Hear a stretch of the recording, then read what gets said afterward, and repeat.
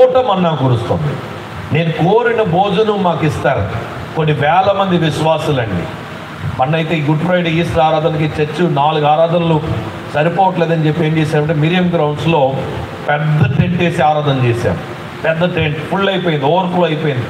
ఇంచుమించు ఒక 300-400 మంది వచ్చిన వాళ్ళు స్థలం సరిగ్గా భోజనాల టెంట్లో నిలబడిపోయారండి. ఎందుకు అంటున్నానంటే సంఘం అంతా విస్తరిస్తుంది. మన్నా జూబ్లీ చర్చ్ మమ్మల్ని చాలా ప్రేమిస్తారు. అయితే తినే పొట్ట లేదండి. దేవునికి స్తోత్రం కలుగునుగాక. ఎంత తినగలం అంతే తినగలం. ఎందుకంటే దేవుని బిడ్డలారా కొంత శ్రమ కాలం ఉంటుంది, ఆ తర్వాత సమృద్ధి కాలం వస్తుంది. రీసెంట్గా దుబాయ్ షేక్ గారు, దుబాయ్ని ఫౌండర్గా కనిపెట్టిన ఆ షేక్ గారు ఒక వీడియో చెప్పారు. ఆ వీడియోలో ఇంటర్వ్యూలో ఏమన్నాడంటే, మా తాతలు వంటలు మేశారు, ఆ తర్వాత మా నాన్నగారు మా తాత కష్టపడి ఈ యొక్క దుబాయ్ సిటీని దీన్ని డెవలప్ చేశాము. నేను ఈరోజు నేను మా నాన్నగారు విలువైన కారులో ప్రయాణం అవుతున్నాం, నా పిల్లలు విలువైన కారులో ప్రయాణం అవుతున్నారు, మరలా నా మనోళ్ళు ఒంటెలు మేస్తారు అని చెప్పాడు అన్న. ఎందుకు ఒంటెలు మేస్తాడు అన్నాడు? అసలు దుబాయ్ వాళ్ళదండి. దుబాయ్ వాళ్ళదైతే లోకములు ఎవరన్నా బిజినెస్ పెట్టుకోవాలంటే ఈరోజు దుబాయ్కి వెళ్ళిపోతున్నారు. ఇండియాలో ఏది కొన్నా ఏది అమ్మినా మనకి 20% జిఎస్టీ పే చేసేస్తున్నాం. మనకేదో 12 లక్షలు ట్యాక్స్ తీసేసారని ఫుల్ సమరం చేసుకుంటున్నారు, కానీ తెలియకుండా 20% మీరు ఏదో ఒక రీతిలో పే చేస్తున్నారు. మళ్ళీ 12 లక్షలు పే అయిపోతే మళ్ళీ దానికి ట్యాక్స్ పే చేసుకోవాలి. దుబాయ్లో అలాగేం లేదు. ఆలోచన చూడండి. ఆ దుబాయ్ షేక్ గారు ఏమంటున్నారంటే, మరలా వారి మనోడు ఒంటెలు మేస్తాడు అంటున్నారు. వారి ముని మనోళ్ళు మరలా ఒంటెలు మేస్తారు అంటున్నారు.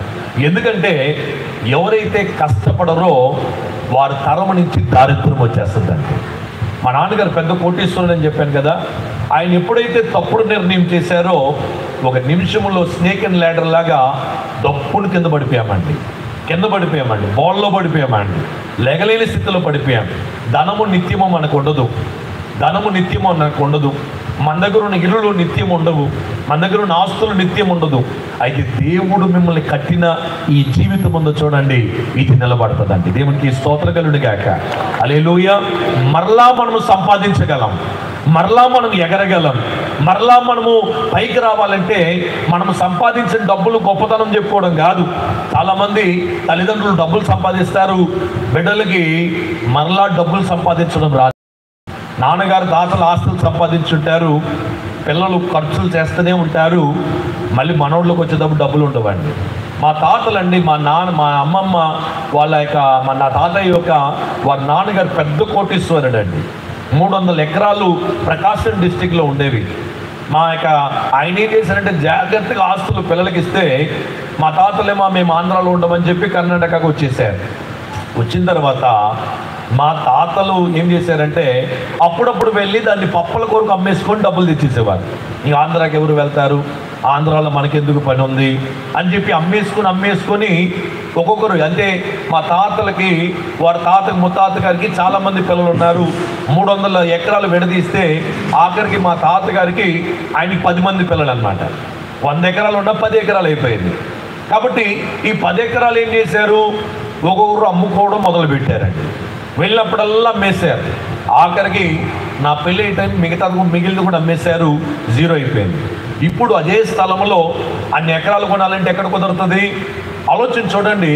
అందుకని దేవుడు ఏమంటున్నాడంటే మనం కష్టపడమంటున్నాడండి. మనకి శ్రమలు రావడం మంచిది, మనకి ఇబ్బందులు రావడం మంచిది. ఎందుకంటే మరలా మనం ఎగురుతూ ఉన్నతమైన స్థాయికి వెళ్ళాలంటే మనకి కష్టాలు రావాలి. దేవుడికి స్తోత్రం కలుగునుగాక.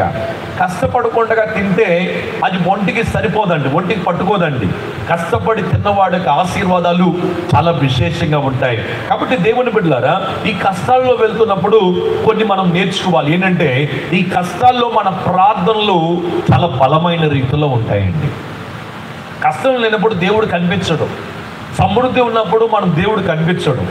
మనం పెళ్ళింటిలో ఉంటే మనకి కష్టాలు జ్ఞాపకం రావు, పెళ్ళింటిలో ఉంటే మనకి బాధలు జ్ఞాపకం రావు. ఎప్పుడైతే మనకి కష్టాలు ఇబ్బందులు వస్తాయో మనము దేవుని దగ్గర మనం సమర్పించుకుంటాం. దేవుని దగ్గర సమర్పించి మనము ప్రార్థన చేయడం మొదలు పెడతాం.